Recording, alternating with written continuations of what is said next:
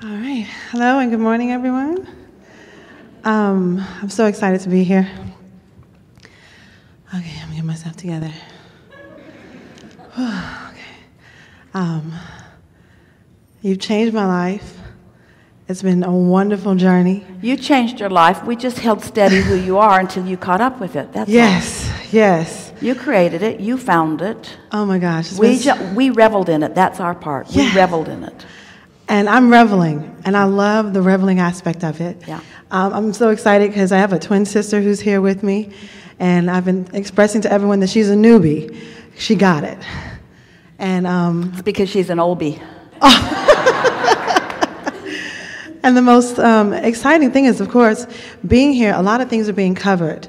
And it's exciting seeing her say she got it and that answered this. And as everyone bring up their questions, and it answers it, and it's perfect. There's a little bit of a trap in that, isn't it? Because, of course, you want others to be happy. Yes. And you want them to know what you know. I want them to get it. But you really can't get too invested in what anybody's getting or not getting, because you don't want to sacrifice your getting by your awareness that they're not getting. So sometimes the most cooperative people in your experience are not really those who benefit you a great deal, because then you start sort of getting used to that. Well, you got it, and you got it, and you got it. Why can't you get it? You know, and where I'm at is this place where I've been feeling like I'm stuck. And this is the clarity that I need, because now, in this place of me being stuck, there's so much other things that are going on.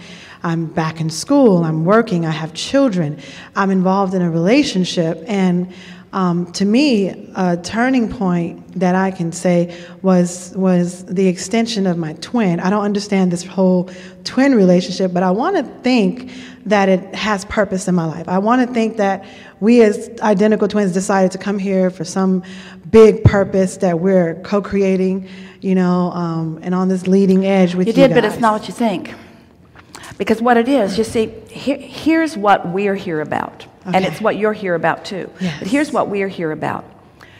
We are here visiting with you all who are extensions of what we are. Okay. We're here visiting with you to help you reestablish your relationship with your inner being. Source. Your identical twin is like your outer being. Okay. And everybody else is like your outer being too. Okay. And that's what when we say most everybody's looking for love in all the right places. I'll jump through these hoops because I care about the reflection that I get back from you about me. So I really care what you think about me. In fact, I care so much about what you think about me that everything I do has that in the background of my mind. I'm behaving for I'm behaving for your attention, for your appreciation, for your approval. And so that's what most humans are doing with each other. Children are trying to please their parents. That's what your parents train you to do. Yes. People are looking for approval from others, and there's nothing wrong with appreciating, and there's nothing wrong with being appreciated. But if you look for it outside of you rather than feeling for it inside of you, you lose yourself. Yes. You lose yourself, and then you begin resenting the others who you can't control their perception of you. That's what Esther was talking about. I can't use enough words to get you to get me. Yeah. You're not getting me. You're not getting me. Well, the reason you're not getting me is because you're a different person with different intentions. You weren't born to get me. No. And yet I've made it my life's work for you to get me. And that's me. And I need to join together with others so that we're more gettable. Yes. And it turns into me being forgotten. But you see, nobody forgot you. You forgot you. Yes. Yeah. So here's how it works. Your inner being, the Abraham within you, source, whatever you want to call that, is focused with you in every moment of your experience, and has, this isn't the best word, but it's the maybe most descriptive, and it'll get you there quicker, has an opinion of what you have opinion about right here and now all the time. Okay. So your source is flowing with you in every conversation, in every mind travel, in everything that you're experiencing. Source is right there having an experience too. And the way you feel is the indication of whether you're on track with the way the source within you feels or not. Right. Most humans haven't been trying to feel the vibe of their inner being. Right. Because, as Esther says to Jerry, ooh, you are so subtle now. He always was subtle, but oh boy, is he subtle. He's so subtle that she can't get him unless she really tunes to the frequency that is him. She can't get him until, in other words, if she's in a bad mood, she can't get him. Right, right. He used to be there anyway, poor guy. Yeah. But she can't get him. She knows that and the conversations are subtle. In other words, there's no loud voice in the room. Right. It's a still small voice in her mind. In other words, it's something that she translates when she's in the vibrational frequency of it. And so what your relationship with your sister really is about is to give you some perspective, some vantage point, and a basis of what it feels like to try to perceive yourself through the eyes of another all the time, and the complication of that.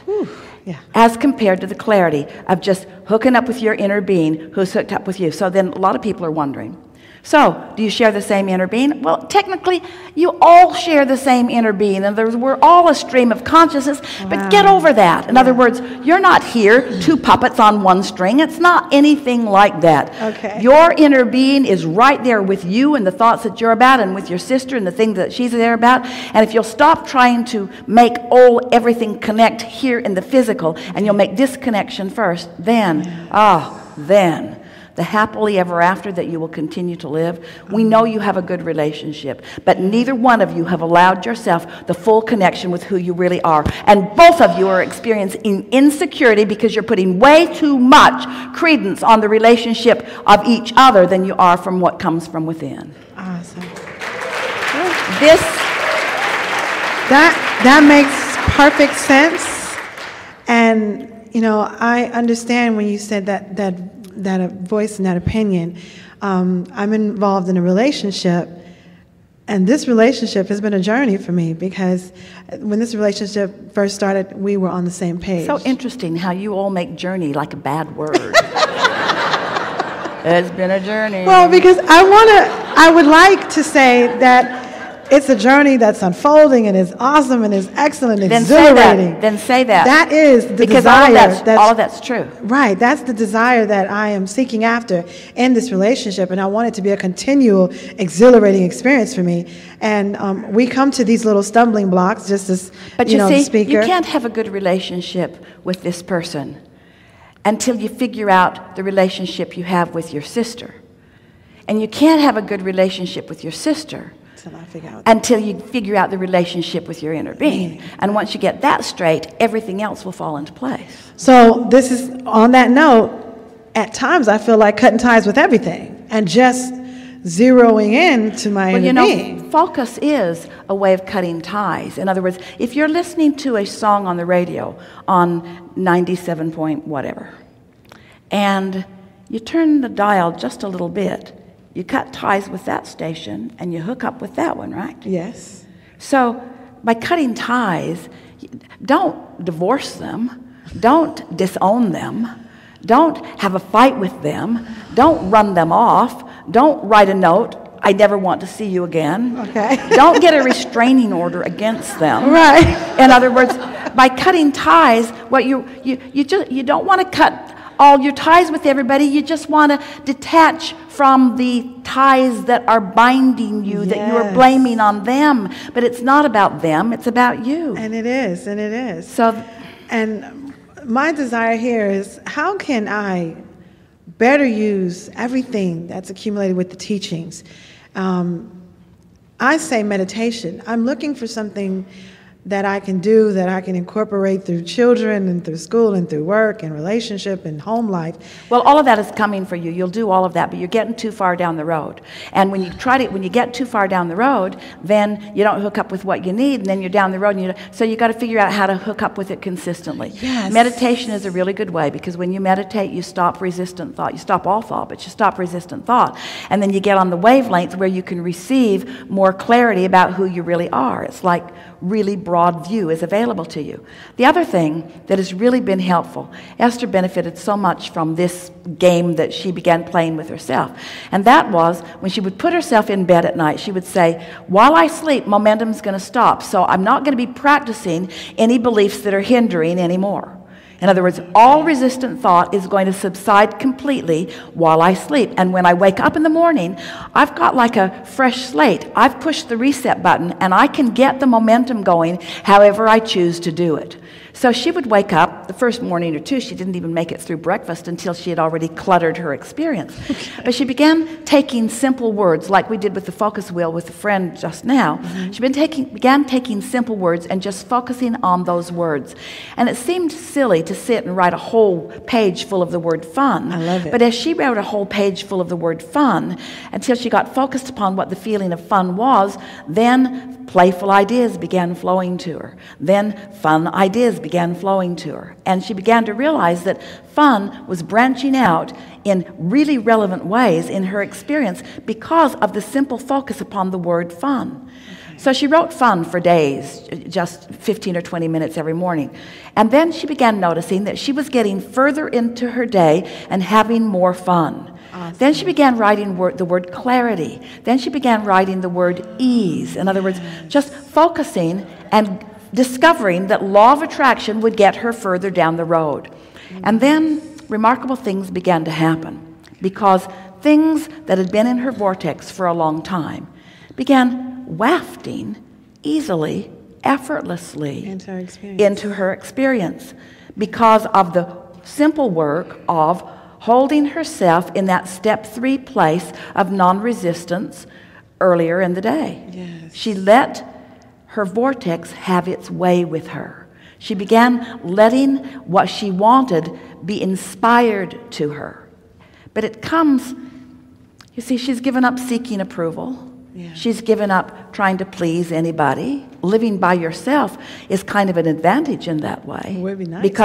Because you have more time to ponder. Yes. She loves getting on the airplane, putting on her earphones, putting her neck pillow around, sitting back, and she says, okay, I'm just going to let the thoughts, the pleasing thoughts, come to me. She no longer says, I'm going to think about this, and I'm going to think about this, and I'm going to create that. Now she's saying, okay, I know it's already created. I'm going to put myself in the receiving mode and take pleasure from the stream of thoughts in the way that you might take pleasure from watching a beautiful movie, you see. Yes. That's our encouragement to you. When you go to sleep, momentum stops. When you wake up, be aware of your momentum.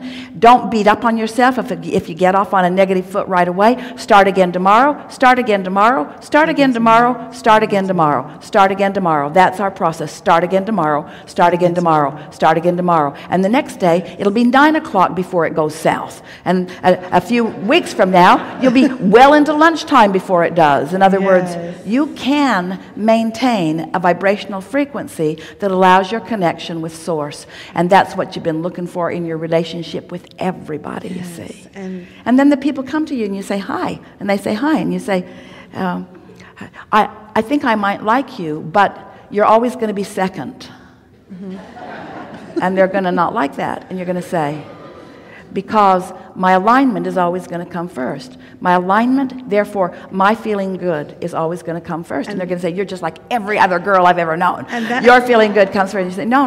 What I mean is, I am not going to hold you responsible ever for the way I feel.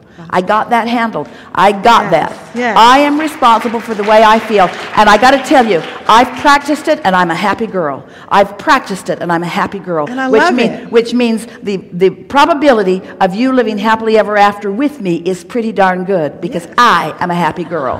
That's what you want. This is a really good time for a segment of refreshment.